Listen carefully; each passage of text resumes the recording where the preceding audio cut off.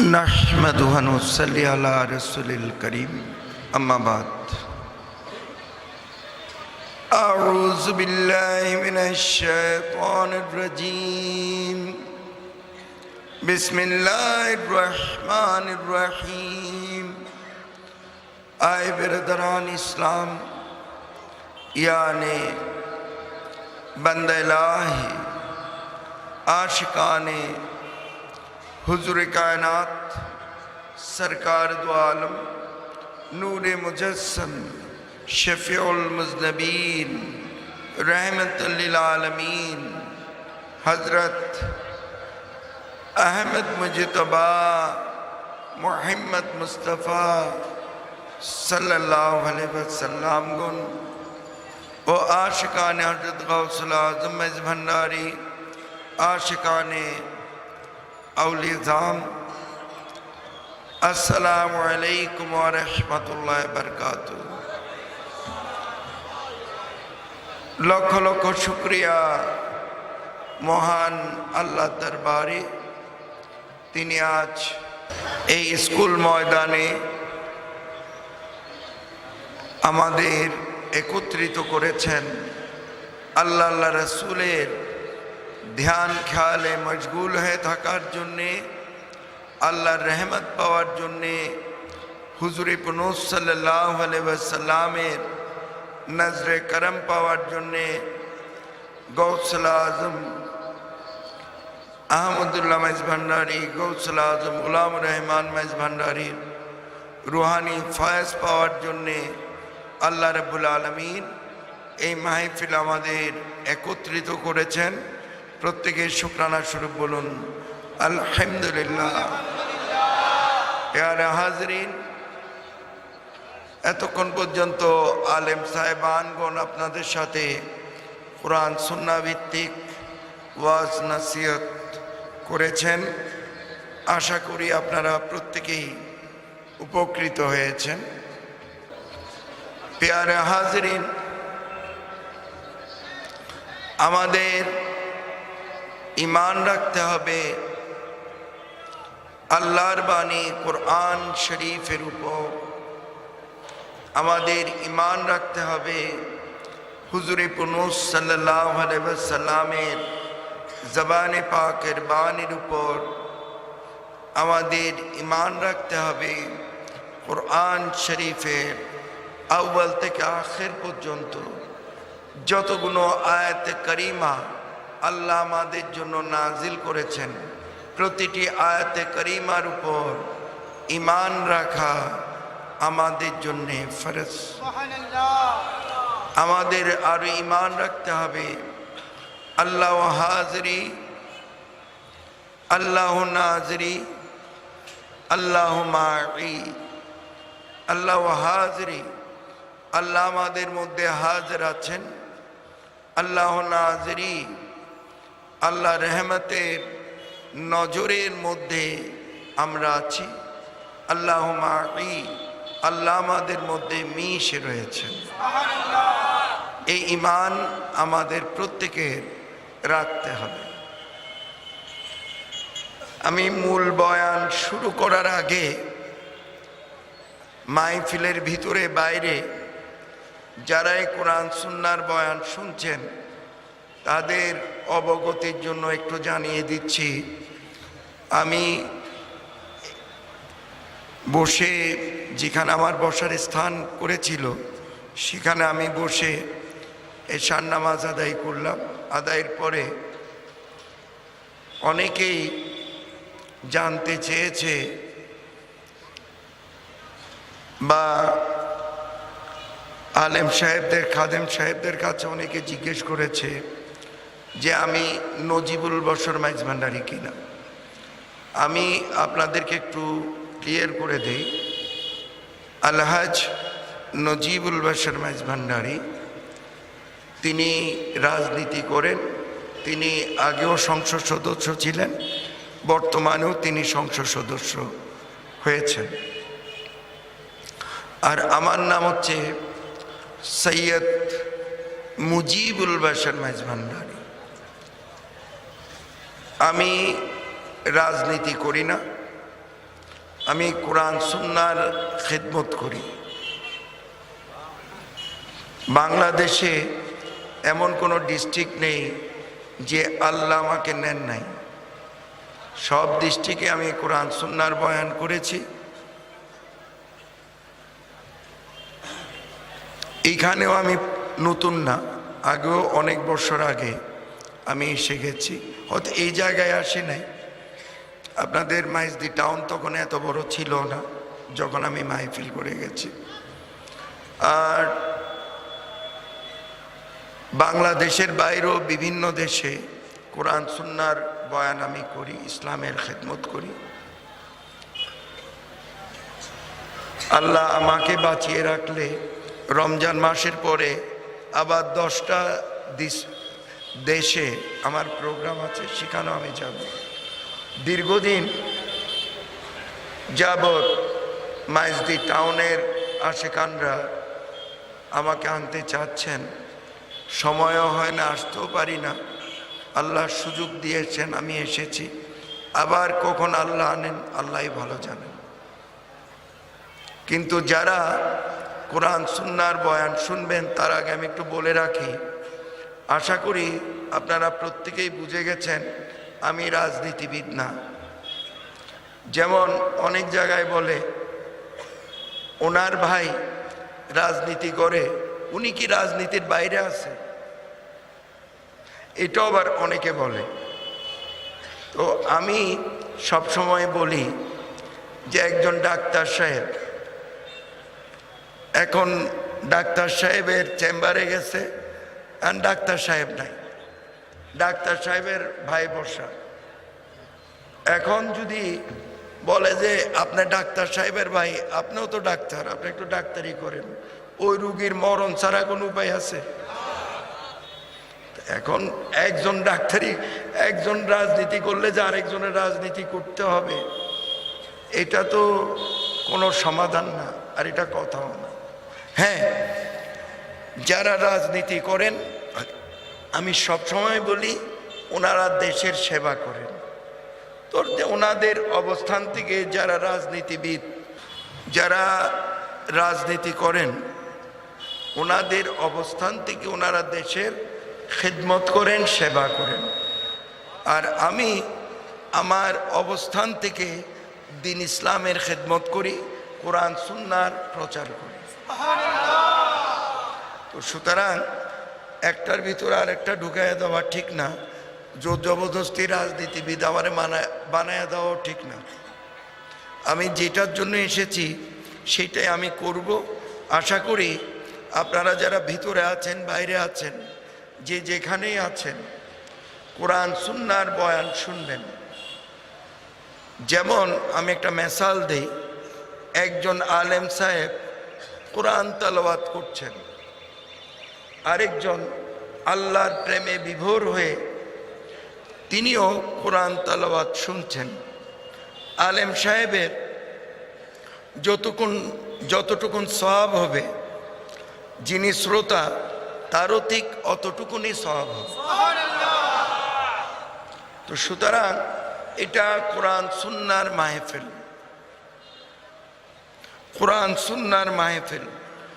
এই মাহফিলে যিনি কোরআন সুন্নাহর বয়ান করবেন ওনারও ইবাদত হবে, যারা শ্রোতা তাদেরও কোরআন সুন্নাহর বয়ান শোনা এটা ইবাদত না? কি বলেন, জানেন আপনারা?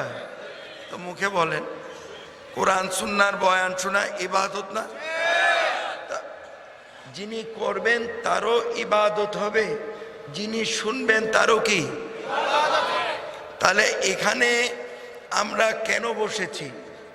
আমরা এখানে বসেছি আল্লাহর উপাসনা করতে। কথা বুঝতে পেরেছেন? আমরা এখানে বসেছি কার উপাসনা করতে? আল্লাহর উপাসনা করতে। আমরা জানি সমস্ত উপাসনার মালিক হচ্ছেন আল্লাহ, সেজদার মালিক হচ্ছেন আল্লাহ, কুল্লু মখলুকাতের মালিক হচ্ছেন কে? আল্লাহ। এটা আমরা দৃঢ় ইমানে বিশ্বাস করি। তাই এই যে যদিও এই মাহফিলের ইন্তজামটা তরিকায়ে মাইজ ভান্ডারিয়া অনুসারীরা করেছেন, কিন্তু আমাদের দৃঢ় ইমানে বিশ্বাস রাখতে হবে এটা আল্লাহর মাহফিল। যেহেতু এটা আল্লাহর মাহফিল, আমরা কার মেহমান? উচ্চস্বরে বলেন, আল্লাহর মেহমান। তাহলে এবং হাদিস শরীফে আছে যেখানে আল্লাহর মাহফিল হবে, কোরআন সুন্নাহর মাহফিল হবে, ফেরেশতারা আল্লাহর ফেরেশতারা এই মাহফিলকে বেষ্টন করে থাকেন। তাহলে আল্লাহর এই মাহফিলে ফেরেশতারা বেষ্টন করে আছেন। এখন দুনিয়াতে যদি বেহেশতে বসতে চাও তাহলে কোরআন সুন্নাহর মাহফিলে বসো। তার মানে কি? এটা বেহেশতের বাগান। এই মাহফিলটা কি? বেহেশতের বাগান। আমরা এখানে কেন বসেছি? কোরআন সুন্নাহর বয়ান শুনে ইমানটাকে তাজা করতে, আল্লাহর প্রতি যেন আরো বেশি বেশি আনুগত্য আসে, সেই জন্যে। কি বলেন আপনারা? তাহলে আমরা সবাই এখানে একত্রিত হয়েছি আল্লাহর উপাসনা করতে। বুখারী শরীফের প্রথম হাদিস, ইন্নামাল আমালু বিন্নিয়াত, সমস্ত আমল নিয়তের উপর নির্ভর করে। তো যে অবস্থায় আছেন আল্লাহ রাসূলের ধ্যান খেয়াল রেখে রুজু ইলাল্লাহ হয়ে ইবাদতের নিয়তে থাকবেন, কোরআন সুন্নাহর বয়ান শুনবেন, ইনশাআল্লাহ আপনাদের এই অবস্থানটাকে আল্লাহ তাআলা ইবাদতের মধ্যে গণ্য করে নেবেন। প্যারা হাজরিন, আমি সব সময় বলি কোরআন সুন্নাহর মাহফিলে এসে কোনো লাভ নেই যদি কোরআন সুন্নাহর বয়ান আপনি না শুনেন, আর বয়ান শুনেও কোনো লাভ নেই যদি মনে না রাখেন, আর মনে রেখেও কোনো লাভ নেই যদি আমল না করেন। তাহলে বাড়িতে গিয়ে ঘুমানোই ভালো। যেহেতু এসে গেছেন আল্লাহ রাসূলের ধ্যান খেয়াল রেখে রুজি ইলাল্লাহ ইবাদতের নিয়তে আল্লাহর এই মাহফিলে থাকবেন, কোরআন সুন্নাহর বয়ান শুনবেন, ইনশাআল্লাহ আপনাদের এই অবস্থানটাকে আল্লাহ ইবাদতের মধ্যে গণ্য করে নেবেন। আপনারা জানেন কিছুদিন আগে মাইজ ভান্ডার শরীফ ওরস হয়ে গেছে। ওনারা খুব আবদারের মুখে আমি আজকে তারিখটা দিয়েছি। আসলে কত লক্ষ লোক হয়েছিল আল্লাহই ভালো জানে। এত লক্ষ লোকের সাথে সাক্ষাৎ করি, আর আমারও তো বয়স হয়েছে, শারীরিক অসুস্থতা আছে, যার কারণে তারপরও আমি ওয়াদা রক্ষার্থে এই মাহফিলে আমি এসেছি। আমি অনেকগুলো কথা খুব অল্প কথার মধ্যে শেষ করব, মনোযোগটা অত্যন্ত প্রয়োজন। অনেকগুলো কথা খুব অল্প কথার মধ্যে শেষ করব। আরেকটা কথা আমি একটু বলে রাখি, আমি জানি এখানে অনেক সম্মানিত আলেম সাহেবরা মাহফিলের মধ্যে আছেন, মাহফিলের বাইরে আছেন, সম্মানিত অতিথিবৃন্দ আছেন, সম্মানিত শ্রোতাবৃন্দ আছেন। আমার কথা যদি কেউ না বুঝেন সামনে আসবেন, একবার কেন আমি 10 বার বোঝাবো, কিন্তু সমালোচনা করবেন না। দলিল কোরআন সুন্নাহ, কারণ কোরআন সুন্নাহর বাইরে অন্য কোনো কিতাবের রেফারেন্স দিয়ে আমি বয়ান করি না। আমি বয়ান করি কোরআন সুন্নাহ থেকে, ম্যাক্সিমাম দলিলে হচ্ছে কোরআন শরীফের। যদি কেউ না বুঝেন সামনে আসবেন, একবার কেন আমি 10 বার বুঝাবো, 10 বার না বুঝলে 100 বার বুঝাবো, কিন্তু পিছনে কথা বলবেন। আগেই বলেছি আমি শারীরিকভাবে অসুস্থ, প্রচণ্ড গলা ব্যথা, স্বরভঙ্গ, তারপরেও আমি এসেছি ওয়াদা রক্ষার্থে। কিন্তু অনেকগুলো পয়েন্টের উপরে আমি বয়ান করব, দলিল কোরআন সুন্নাহ। প্যারে হাজরিন, আগেই বলেছি আমাদের ঈমান রাখতে হবে আল্লাহর বাণী কোরআন শরীফের উপর। আমাদের ঈমান রাখতে হবে হুজুরে পুন্নুস সাল্লাল্লাহু আলাইহি ওয়াসাল্লামের জবানে পাকের বাণীর উপর। আমাদের আরো ঈমান রাখতে হবে কোরআন শরীফের আউয়াল থেকে আখির পর্যন্ত যতগুলো আয়াতে কারিমা আল্লাহ তাআলা নাজিল করেছেন, প্রতিটি আয়াতে কারিমার উপর ঈমান রাখা আমাদের জন্য ফরজ। আমাদের আরো ঈমান রাখতে হবে আল্লাহ হাজিরি, আল্লাহ নাজিরি, আল্লাহ মাঈ, আল্লাহ হাজিরি, আল্লাহ আমাদের মধ্যে হাজির আছেন। আল্লাহ নাজিরি, আল্লাহ রহমতের নজরের মধ্যে আমরা আছি। আল্লাহ মাঈ, আল্লাহ আমাদের মধ্যে মিশে রয়েছেন। এই ঈমান আমাদের প্রত্যেকের রাখতে হবে।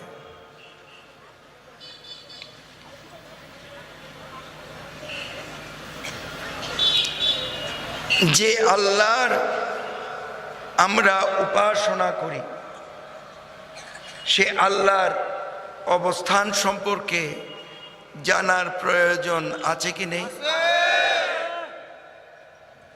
অনেকেই বলেন আল্লাহ সপ্তম আসমানে থাকেন, প্রয়োজন হলে ষষ্ঠ আসমানে আসেন, প্রয়োজন হলে পঞ্চম আসমানে আসেন, প্রয়োজন হলে চতুর্থ আসমানে আসেন, প্রয়োজন হলে তৃতীয় আসমানে আসেন, প্রয়োজন হলে দ্বিতীয় আসমানে আসেন। আল্লাহর যদি খুব বেশি প্রয়োজন হয় তাহলে আল্লাহ প্রথম আসমানে আসেন। বলে কি বলে না বাবা? শুনেন কি শুনেন না বাবা? তাহলে আল্লাহর অবস্থানটা আমাদের জানার প্রয়োজন আছে কি নেই? কারণ সমস্ত উপাসনার মালিককে আল্লাহ। তো যার উপাসনা করব তার অবস্থান সম্পর্কে জানার প্রয়োজন আছে কি নেই? দলিল কোরআন শরীফ বুঝিয়ে দিচ্ছেন। আগেই বলেছি আমি অনেকগুলো কথা খুব অল্প কথার মধ্যে শেষ করব, কারণটা আগেই বলে দিয়েছি, বারবার এক কথা আমি রিপিট করব না। প্যারে হাজরিন, আল্লাহ আল্লাহ হাজিরি এটা একটু বুঝিয়ে দিচ্ছি। বিসমিল্লাহির রহমানির রহিম, ওয়া নাহনু আকরাবু ইলাইহি মিন হাবলিল ওয়ারিদ। আল্লাহ বলছেন, আয় আমার বান্দারা, আমি আল্লাহ তাআলা তোমাদের গর্দানের শাহী রগ থেকে আরো অতি নিকটে বিরাজমান আছি। আপনাদের প্রত্যেকের গর্দান আছে না? ঘাড় আছে না? আপনাদের এলাকায় কি বলে? ঘাড় বলে? হ্যাঁ, এক জায়গায় গর্দান, এক জায়গায় ঘাড়, বুঝলেই হইল। আছে তো? নিজের ঘাড় নিজে দেখেন। আরে আপনারা আমার জবাব দিবেন না? নিজের ঘাড় নিজে দেখেন? দেখেন না। অন্যের ঘাড় দেখা যায় না? যায় তো? আচ্ছা, যদি লোকটা শুকনা হয়, ওই লোকটা যখন এমন এমন করে দেখবেন ঘাড়ের দুইটা রগ এমন এমন করে দেখা যায়। আমি ঠিক বলেছি? কোরআন শরীফের ভাষায় এই দুইটা রগের নাম হচ্ছে হাবলিল ওয়ারিদ, গর্দানের শাহী রগ। আল্লাহ বলছেন, আয় আমার বান্দারা, আমি আল্লাহ তোমাদের গর্দানের শাহী রগ থেকে আরো অতি নিকটে বিরাজমান আছি। মেসালান, উদাহরণস্বরূপ, আল্লাহ না করুক কোনো অ্যাক্সিডেন্টে কারো হাতের বা পায়ের রগ যদি কেটে যায়, সময় মতে যদি ডাক্তার সাহেবের কাছে নেওয়া যায়, ডাক্তার সাহেব ওটা সুন্দরভাবে সেলাই করে ওষুধ দিয়ে রিপেয়ার করে দেয় না, ঠিক করে দেয় না? আল্লাহ না করুক কোনো অ্যাক্সিডেন্টে কারো যদি গর্দানের শাহী রগ কেটে যায়, ডাক্তার সাহেবের কাছে নেওয়া পর্যন্ত টাইম থাকবে? তাহলে লক্ষ্য করে দেখেন, আল্লাহ কোরআন শরীফে বলেছেন, আয় আমার বান্দারা, আমি আল্লাহ রাব্বুল আলামিন তোমাদের গর্দানের শাহী রগ থেকে আরো অতি নিকটে বিরাজমান আছি। তো গর্দানের শাহী রগ থেকে অতি নিকটে হচ্ছে আমাদের রূহ, আমাদের প্রাণ। কথা বুঝতে পেরেছেন? আল্লাহ না করুক কোনো অ্যাক্সিডেন্টে যদি গর্দানের শাহী রগ কেটে যায়, রূহটা বের হয়ে যাবে না? আল্লাহ বলছেন, আমি আল্লাহ তোমাদের গর্দানের শাহী রগ থেকে আরো অতি নিকটে আছি। তো অতি নিকটে হচ্ছে আমাদের রূহ, আমাদের কি? প্রাণ। আল্লাহ রাব্বুল আলামিন আমাদের প্রাণের ভিতরে মিশে আছে। তাহলে কি বোঝা গেল? আল্লাহ হাজিরি, আল্লাহ আমাদের ভিতরে হাজির। উচ্চস্বরে বলেন হাজির। এই যে স্বীকার করলেন, আল্লাহ কি খুশি হবে না বেজার হবে? হ্যাঁ, খুশি হবে। তাহলে লক্ষ্য করে দেখেন,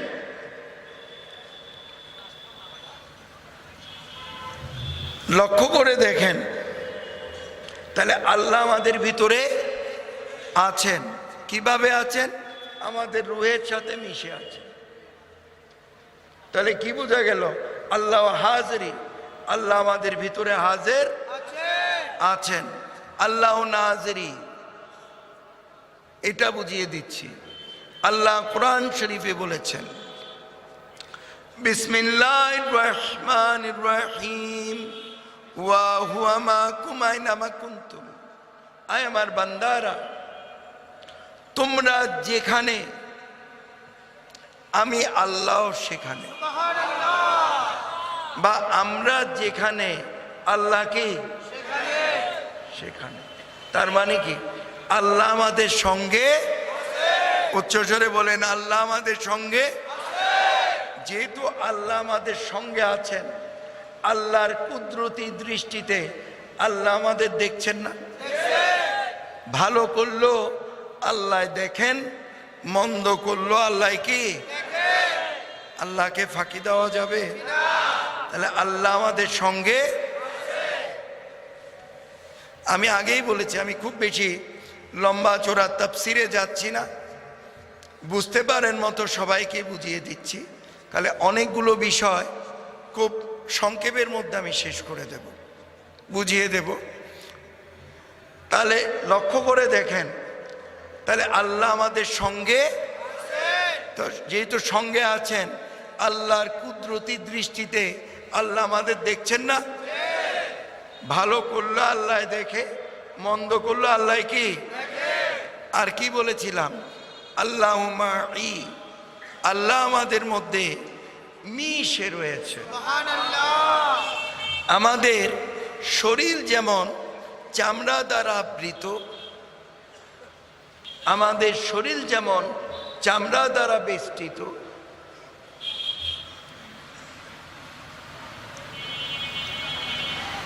আল্লাহ কোরআন শরীফে বলেছেন, আমি আয়াতটা না বলেই অর্থ শুরু করে দিয়েছে। আগে আয়াতটা বলে নি। বিসমিল্লাহির রহমানির রহিম ওয়া কানা আল্লাহু বিকুল্লি শাইইন মুহিত। আমার কথা বুঝতে তো অসুবিধা হচ্ছে না? কারণ একে তো গলা ব্যথা, তার উপরে স্বরভঙ্গ, বুঝতে পারলেই হলো। ওয়া কানা আল্লাহু বিকুল্লি শাইইন মুহিত, আল্লাহ আমাদের মধ্যে মিশে রয়েছেন। আমাদের শরীর যেমন চামড়া দ্বারা আবৃত, আমাদের শরীর যেমন চামড়া দ্বারা বেষ্টিত, অনুরূপভাবে আল্লাহ আমাদের মধ্যে মিশে রয়েছে। তাহলে কি বোঝা গেল? আল্লাহ হাজিরি, আল্লাহ নাজিরি, আল্লাহ মাই। আল্লাহ হাজিরি, আল্লাহ আমাদের মধ্যে হাজির আছেন। আল্লাহ নাজিরি, আল্লাহ রহমতের নজরের মধ্যে আমরা আছি। আল্লাহ মাই, আল্লাহ আমাদের মধ্যে মিশে আছে। তাহলে আপনাদের ভিতরে প্রশ্ন আসতে পারে যে হুজুর, আল্লাহ কি শুধু ইনসানের ভিতরে আছে আর কোথাও নাই? নিশ্চয়ই আছে। বিসমিল্লাহির রহমানির রহিম আল্লাহু নূরুস সামাওয়াতি ওয়াল আরদ। আল্লাহ বলছেন সপ্ত আসমান, সপ্ত জমিন, চন্দ্র সূর্য গ্রহ নক্ষত্র থেকে শুরু করে, আকাশ বাতাস থেকে শুরু করে, বৃক্ষাদি চরু রাজি থেকে শুরু করে, জীবজন্তু থেকে শুরু করে, জিন ইনসান থেকে শুরু করে একটি কীট পতঙ্গ পর্যন্ত কুল্লু মখলুকাতের মধ্যে আল্লাহ নূর রূপে বিরাজমান আছে। আল্লাহ নেই এমন কোন জায়গা। তাহলে আল্লাহ আমাদের মধ্যে মিশে আছেন। শরীর যেমন চামড়া দ্বারা আবৃত, অনুরূপভাবে আল্লাহ আমাদের সাথে মিশে আছেন। কিভাবে মিশে আছেন? নূর রূপে মিশে আছেন। এবার বুঝে গেছেন? এখন বলতে পারেন যে হুজুর, তাহলে কাবা ঘরটা হচ্ছে শায়রিল্লাহ। কথা বুঝতে পেরেছেন? কাবা ঘর কি? আমি বুঝিয়ে দিচ্ছি। শায়রিল্লাহ অর্থাৎ আল্লাহ পাওয়ার নিদর্শন। কাবা ঘরটা কি? আল্লাহ পাওয়ার নিদর্শন। নিদর্শন শায়রিল্লাহ, এটা আল্লাহর ঘর। যেমন মসজিদ আল্লাহর ঘর না? কি বলেন? মসজিদ আল্লাহর ঘর না? কাবা ঘরও কি? কিন্তু এই মসজিদের মর্তবা, এই আল্লাহর ঘরের মর্তবা অন্যান্য মসজিদ থেকে অনেক অনেক গুণ বেশি। কেন? আমরা যখন সালাত আদায় করি, নামাজ আদায় করি, আমরা কি বলি? মুতাজ্জিহা ইলা জিহাতিল কাবাতিশ শরীফাতে আল্লাহু আকবার। কাবা ঘরের দিকে ফিরে আমরা নিয়ত বানাই। কথা বুঝতে পেরেছেন? কাবা ঘরের মধ্যে কি ফিরে আমরা কি করি? নিয়ত বাঁধি। কিন্তু কাবা ঘরকে যদি সেজদা করেন, আপনি কাফের হয়ে যাবেন। কথা বুঝতে পেরেছেন? কাবা ঘরকে যদি সেজদা করেন, আপনি কাফের হয়ে যাবেন। কাবা ঘরকে সামনে রাখতে হবে। সেজদা হচ্ছে আল্লাহ, উপাসনা কার? এবার বুঝে গেছেন? কিন্তু কাবা ঘরটা হচ্ছে শায়রিল্লাহ, আল্লাহ পাওয়ার নিদর্শন। এবার বুঝে গেছেন সবাই?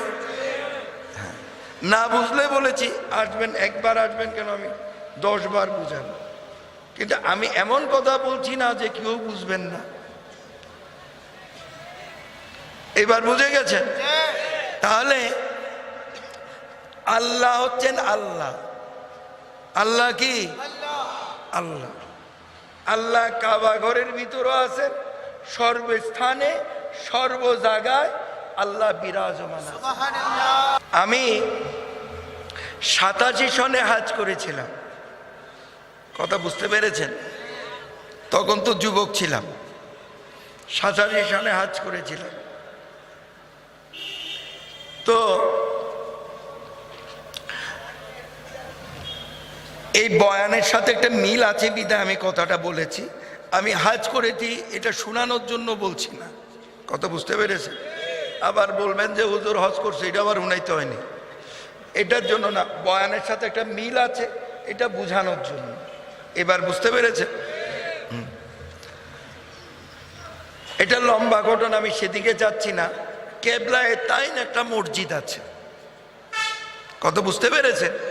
ওই মসজিদে আল্লাহ রসুল নামাজ পড়েছেন।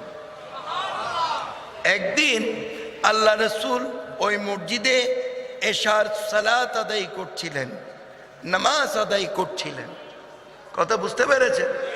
আল্লাহ রসুল মনে মনে বাইতুল মুকাদ্দাসের দিকে ফিরে, বর্তমানে যেটা ইহুদিদের দখলে চলে গেছে, বাইতুল মুকাদ্দাসের দিকে ফিরে, কারণ প্রথম কাবা ছিল বাইতুল মুকাদ্দাস, ওদিকে ফিরে নামাজ পড়ছিলেন। তো আল্লাহ রসুল নামাজ পড়া অবস্থায় বললেন যে আল্লাহ, বাইতুল মুকাদ্দাস আমার জন্য, আমার উম্মতদের জন্য একটু দূর বেশি, তুমি যদি বর্তমানে যেটা খানায় কাবা, বুঝতে পেরেছেন, এইটাকে যদি কাবা হিসেবে তুমি আল্লাহ কবুল করতা, তাহলে আমার জন্য ভালো হইতো, আমার উম্মতের জন্য ভালো হইতো। এখন দেখেন, নামাজ পড়ন্ত অবস্থায় মনে বলে বলেছেন, ওই যে বলেছি আল্লাহ দেখছেন, আল্লাহ কুদরতি ভাবে শুনছেন, আল্লাহ কুদরতি চোখে দেখছেন, কি বলেন? একটু আগে বলেছি না, আল্লাহ শুনে ফেলেছেন। আল্লাহ এই যে মনে মনে বলেছেন সেটা কবুল করে ফেললেন। আল্লাহ তখনই হুকুম করলেন বাকি 2 রাকাত বর্তমানে যে খানে কাবা সেদিকে ফিরে আদায় করার জন্য।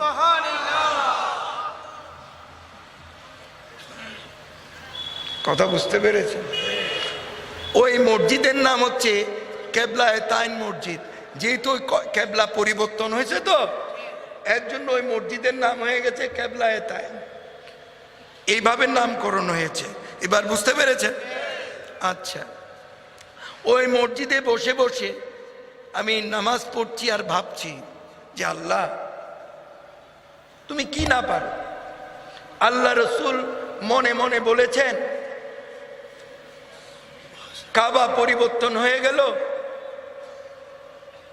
নিশ্চয়ই আমাদের বাংলাদেশ থেকে এই যে মসজিদুল আকসা, যেটা প্রথম কাবা, কত বুঝতে পেরেছেন, এটা যত দূর আল্লাহর রসুলের যে এখন বর্তমানে সৌদি আরব, সেখান থেকে তো আর অত দূর না, কি বলেন?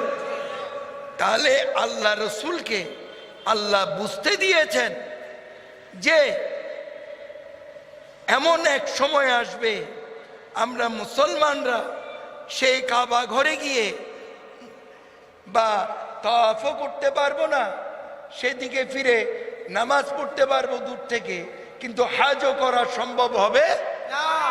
আল্লাহ রসুলও জানতেন, যার কারণে আল্লাহ রসুল ফরিয়াদ করেছেন, আল্লাহ কাবাটা পরিবর্তন করে দিয়েছেন।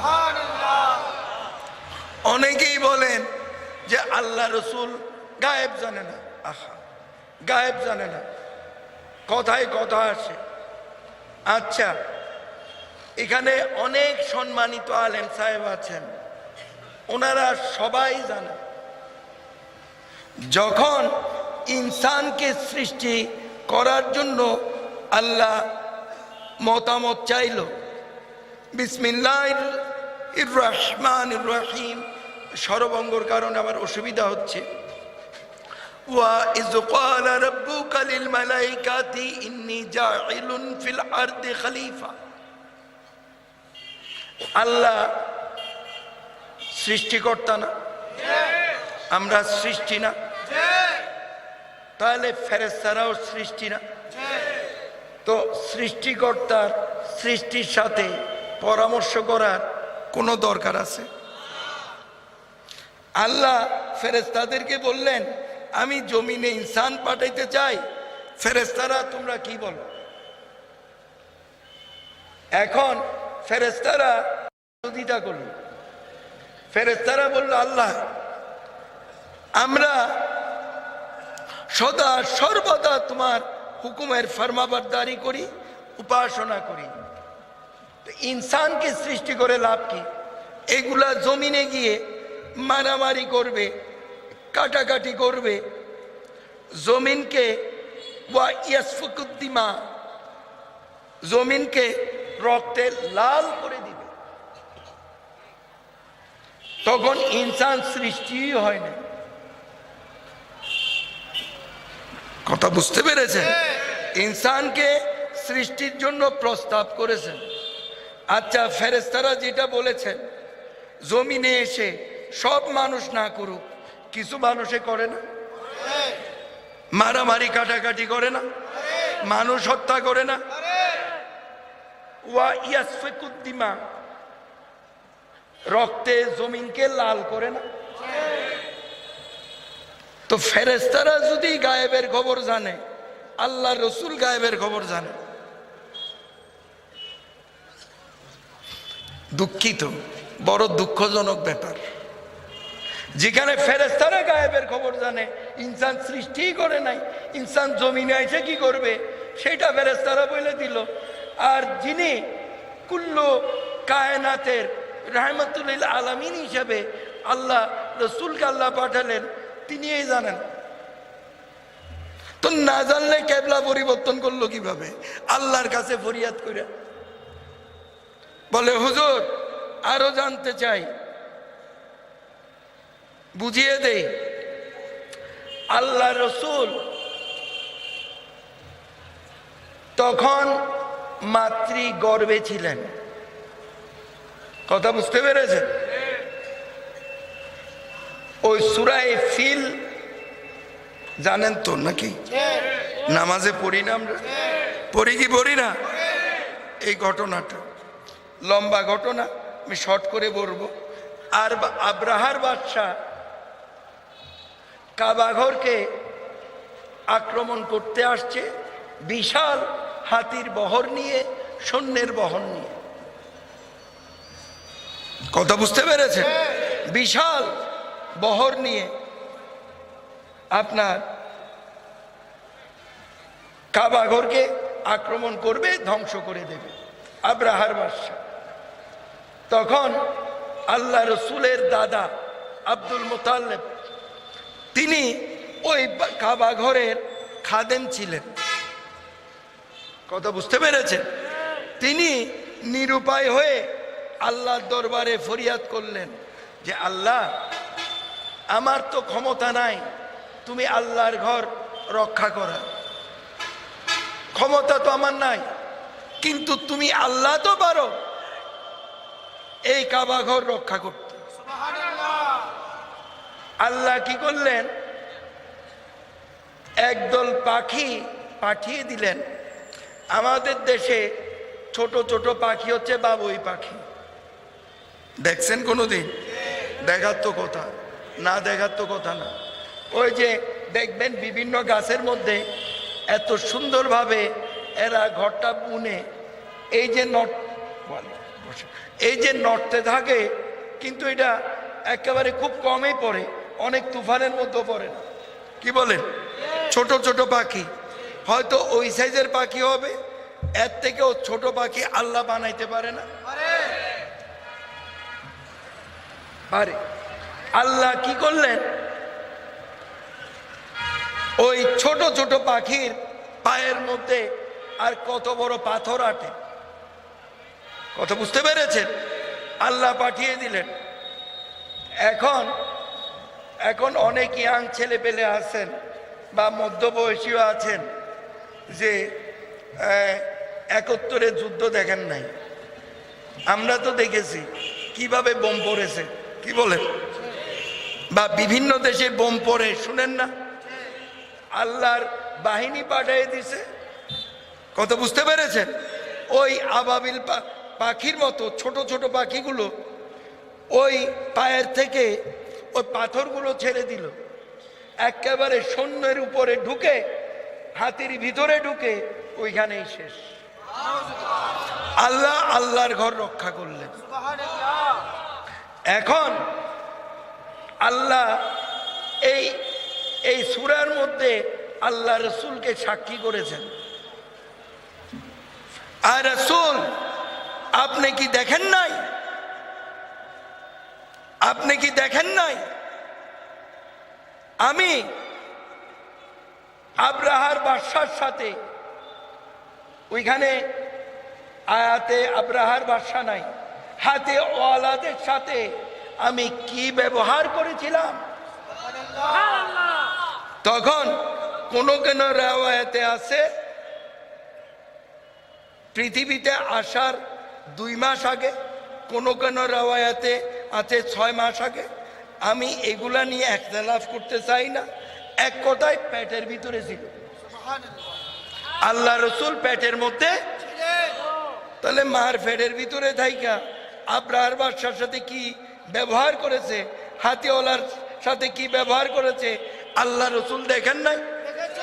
না দেখলে আল্লাহ আল্লাহ রসুলকে সাক্ষী করলেন কেন? শুনেন, চাপাবাজির উপর ইসলাম প্রতিষ্ঠিত না। ইসলাম প্রতিষ্ঠিত হচ্ছে কোরআন সুন্নাহ সুনির্দিষ্ট দলিলের উপর।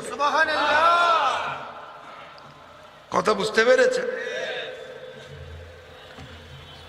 আমি যেটা বলছিলাম, আমি আল্লাহর কথা বলছিলাম, হঠাৎের মধ্যে এই বিষয় নিয়ে আলাপ করার আমার কোনো ইচ্ছাও ছিল না।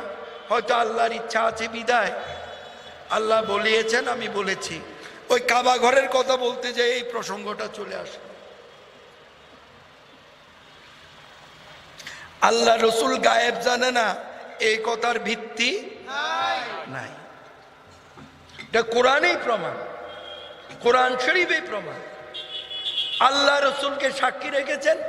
তখন আল্লাহ রসুল তিনি মুহাম্মদুর রাসূলুল্লাহ সাল্লাল্লাহু আলাইহি ওয়াসাল্লাম, তিনি তার মাতৃ গর্ভে ছিলেন। যেখানে আল্লাহ রসুলকে আল্লাহ সাক্ষী করেছেন, এখানে আল্লাহর বান্দা কিভাবে বলবে আল্লাহ রসুল গায়েব জানে না? পেয়ারে হাজরিন, আমি যেটা বলছিলাম, চলুন আমরা সেদিকে যাই। তাহলে এই যে কিবলায়ে তাইন মসজিদের কথা বলেছিলাম না, সেদিন আল্লাহ রসুল জানতেন যে আখেরি জামানায় এসে মসজিদুল আকসা, প্রথম কাবা, বেদিনের দখলে চলে যাবে। আমরা যারা আল্লাহর বান্দা আছি, নবী মুহাম্মদ রসুলের উম্মত আছি, আমাদের হজ করতে সমস্যা হবে, আল্লাহর ঘর জিয়ারত করতে সমস্যা হবে। তাই আল্লাহর ইচ্ছায় কাবা ঘর আল্লাহ রসুলের ফরিয়াদে পরিবর্তন করে দিয়েছে।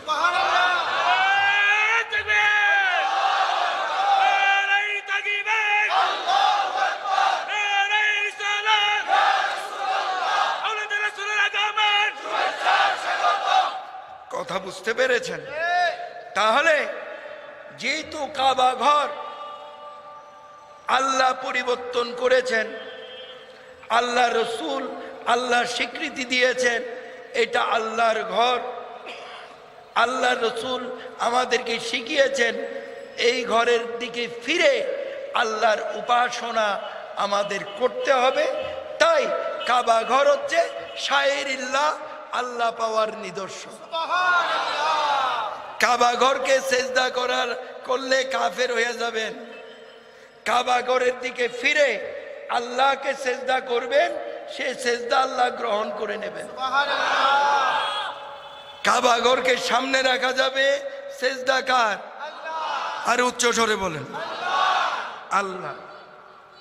এবার বুঝে গেছেন সবাই? আল্লাহর অবস্থানটা সম্পর্কে সবাই বুঝে গেছেন? আল্লাহ এট আ টাইম আরশ আজিমে থাকতে পারেন, কাবা ঘরের ভিতরে থাকতে পারেন, সর্বস্থানে সর্ব জায়গায় থাকতে পারেন, আমাদের প্রত্যেকের ভিতরেও থাকতে পারেন। সুবহানাল্লাহ। যার জন্য তিনি হচ্ছেন সমস্ত উপাসনার মালিক আল্লাহ, সেজদার মালিক হচ্ছেন আল্লাহ, আমরা হলাম সৃষ্টি, তিনি হচ্ছেন আমাদের সৃষ্টিকর্তা। এই কথাগুলো বলার উদ্দেশ্য কেন? আল্লাহর প্রতি যেন আপনাদের আরো বেশি বেশি আনুগত্য আসে, আল্লাহর সাথে আল্লাহর উপাসনা করার ইচ্ছে যেন আরো বেশি বেশি জাগে। এবার বুঝে গেছেন বাবা?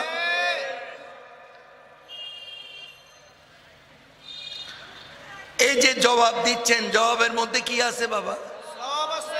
এই কয়জনে জানেন, আর কেউ জানেন না? আপনি বয়স্ক মানুষ, আপনাদের এলাকার নামটা মনে কষ্ট নিয়ে আমি গেছিলাম, ভুলে গেছি। রামবল্লভপুর। বসেন। লাস্ট আমি মাহফিল করেছিলাম, আজকে মাহফিলে যা লোক হয়েছে এর থেকে কমপক্ষে 10 ডবল লোক বেশি হবে। ওইখানে সম্মানিত আলেম সাহেবরা আমাকে ছোট্ট একটা চিরকুট দিয়েছিলেন।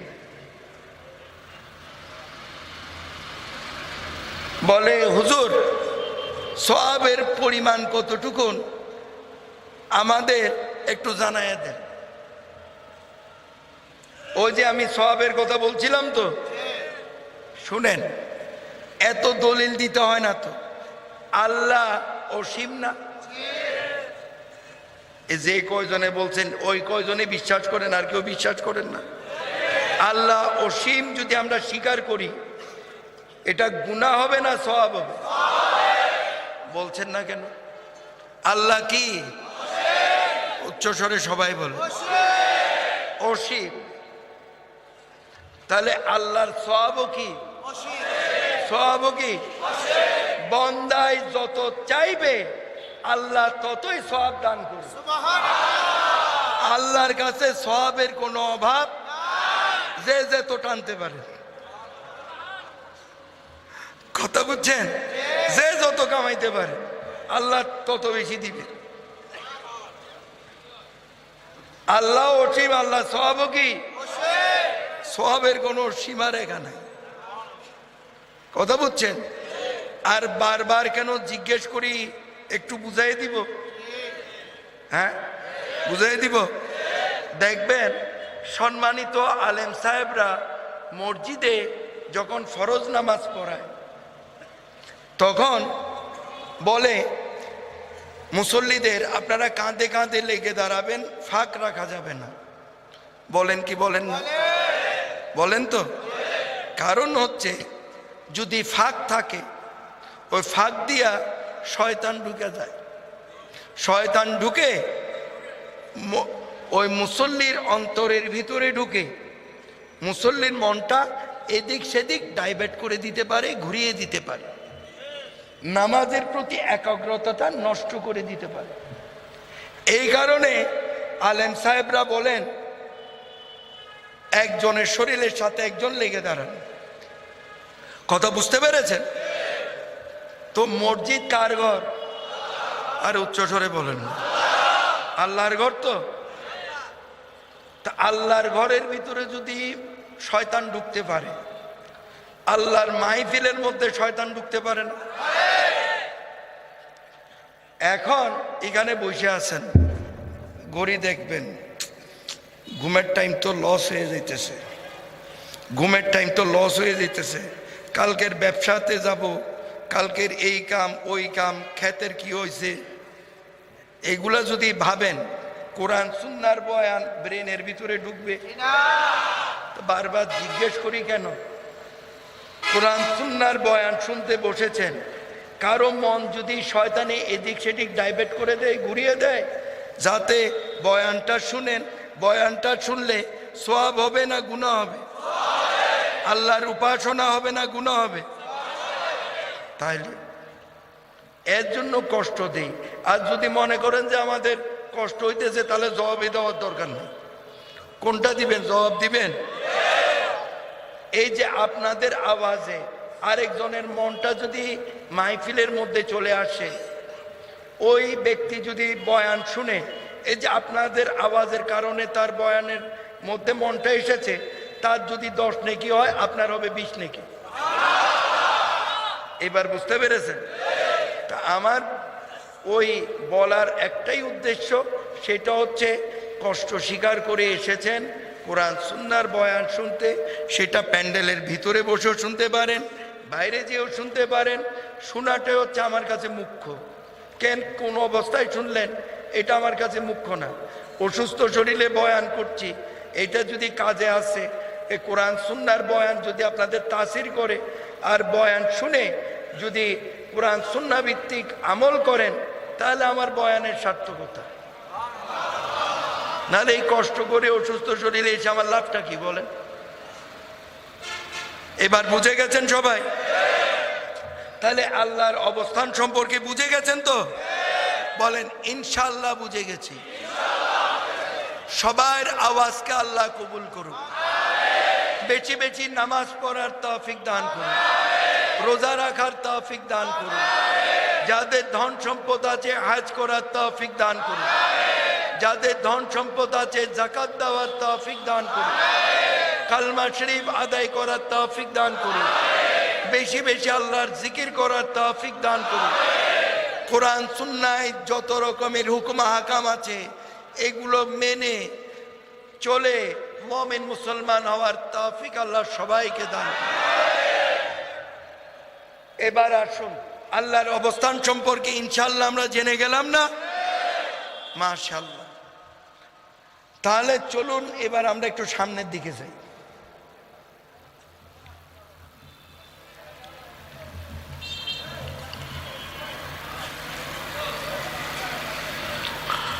পাঁচ ওয়াক্ত সালাত ইয়ামুল জুমআ, এটা ফরজে আইন, এটা আমাদের প্রত্যেকের আদায় করতে হবে। 5 ওয়াক্ত সালাত অর্থাৎ 5 ওয়াক্ত নামাজ। ইয়ামুল জুমআ, যেটাকে আমরা সাপ্তাহিক ঈদের দিন বলে জানি। জিলহজ মাসে হজ অনুষ্ঠিত হয় না? যাদের নসিবে আল্লাহ হজ রেখেছেন ওনারা হজে যান না? যে বছর যার নসিবে রেখেছেন, জানতো? ধনী হোক আর গরিব হোক, ছোটবেলা থেকে সবারই একটা ইচ্ছে থাকে, যখন আল্লাহ আমাকে তৌফিক দান করবেন ইনশাআল্লাহ আমি হজ করব। এই ইচ্ছা আপনাদের সবার ভিতরে আছে না? বলেন ইনশাআল্লাহ আছে। লক্ষ্য করে দেখেন, হজের টাইমে মিনা আরফাত মুজদালিফায় গিয়ে হজের কাজ শেষ করে হজের টাইমে গরিবের মন কাঁদে।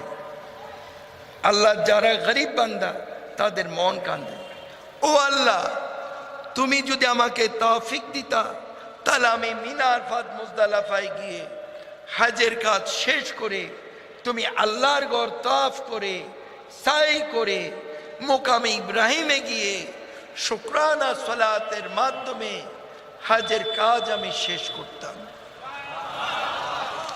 ও আল্লাহ তুমি যদি আমাকে তৌফিক দিতা, গরিব বলে হজের কাজ শেষ করে তুমি আল্লাহর ঘর তওয়াফ করে সাই করে হজের কাজ শেষ করে তোমার মেহবুব মুহাম্মদুর রাসূলুল্লাহ সাল্লাল্লাহু আলাইহি ওয়াসাল্লামের পবিত্র রওজা পাকে গিয়ে মসজিদে নববীতে 40 ওয়াক্ত নামাজ আমি আদায় করতাম। ও আল্লাহ তুমি যদি আমাকে তৌফিক দিতা, গরিব বলে হুজুরে পুরনুস সাল্লাল্লাহু আলাইহি ওয়াসাল্লাম যে সমস্ত স্থানে গিয়েছেন সব স্থানে যেতে না পারলেও মশহুর মশহুর স্থানগুলো ঘুরে ঘুরে আমি দেখতাম। এখন গরিবের মন কাঁদে, ও আল্লাহ, তুমি তো আমাকে তৌফিক দিলা না, এই জীবনে বুঝি আমার হজ করা হলো না। গরিবের মন কাঁদে। গরিবের জন্য যে আল্লাহ, ধনী ব্যক্তির জন্য সেই আল্লাহর বিচার সবার জন্য সমান। আল্লাহ বলছেন, আয় আমার গরিব বান্দা, তোমরা মন খারাপ করিও না। তোমরা যখন জুমার সালাত আদায় করবে, জুমার নামাজ আদায় করবে, আমি আল্লাহ তাআলা তোমাদের আমল নামার মধ্যে হজের সওয়াব দান করব।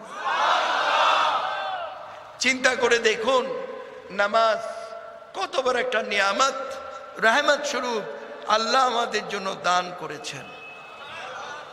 তাই আপনারা প্রত্যেকে সালাত আদায় করবেন, নামাজ আদায় করবেন। আল্লাহ কোরআন শরীফে বলেছেন, বিসমিল্লাহির রহমানির রহিম, ইন্নাস সালাতা তানহা আনিল ফাহশাল মুনকার। ইন্নাস সালাতা তানহা, নিশ্চয় সালাত অর্থাৎ নামাজ পবিত্র করে দেয়, আনিল ফাহশাল মুনকার, দুনিয়ার যত বেফাহশা, বদকারি, শয়তানি, বদমাইশি, গুমরাহি, দুনিয়ার যত মন্দ কাজ আছে, সমস্ত মন্দ কাজ থেকে নামাজ মানুষকে বিরত রাখে, দূরে সরিয়ে রাখে। চিন্তা করে দেখুন, নামাজ কত বড় একটা নিয়ামত, রহমত স্বরূপ আল্লাহ আমাদের জন্য দান করেছে। তাই প্রত্যেকে নামাজ পড়বেন। قال رسول الله صلى الله عليه وسلم الصلاة معراج المؤمنين। সালাত অর্থাৎ নামাজ মুমিনের সাথে, আল্লাহর সাথে দিদার করিয়ে দেন, মিলন করিয়ে দেন।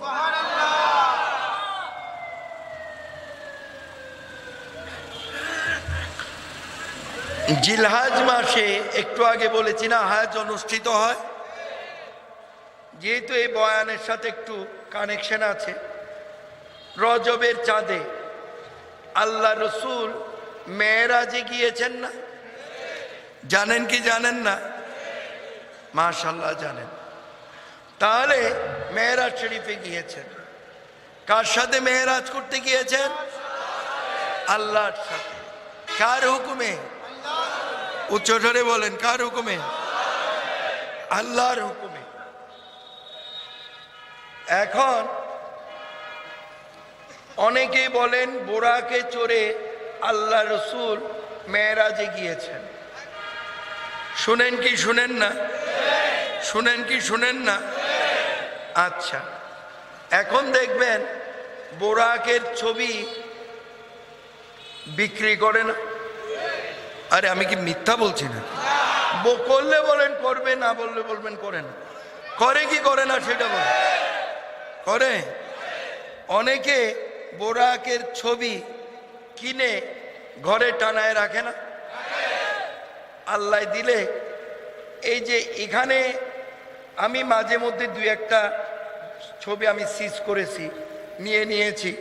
অনেক সময় দেখি কলমা শরীফ লেখা থাকে, অনেক সময় দেখি কোরআনের আয়াত লেখা থাকে এগুলার উপরে। কথা বুঝতে পেরেছেন? তো এগুলো, এই কোরআনের আয়াতটা বা কলমা শরীফটা কেটে আপনারা নিয়ে নেবেন, বোরাকের ছবিটা ছিঁড়ে ফেলে দেবেন। এই ছবিটা হচ্ছে কাল্পনিক। কথা বুঝতে পেরেছে? এই ছবিটা কি? কাল্পনিক। যেহেতু কোরআনের আয়াত, এটাকে অসম্মান করা যাবে না। এটা কেচি দিয়ে কেটে বা যেভাবে কাটলে একেবারে নিখুঁত হয়, কেটে এটাকে কোরআনের আয়াতকে আমাদের সম্মান করতে হবে না?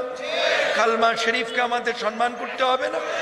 এটা কেটে ওটার থেকে আলাদা করে এই বোরাকের ছবিটা ছিঁড়ে ফেলে দেবেন, এটা ঘরে রাখবেন। কথা বুঝতে পেরেছেন? তো বলতে পারেন যে হুজুর আল্লাহ রসুল তাহলে কি ভাগে গেছে? প্রশ্ন জাগতে পারে কি পারে না? বুঝিয়ে দেব দেব বুঝিয়ে দে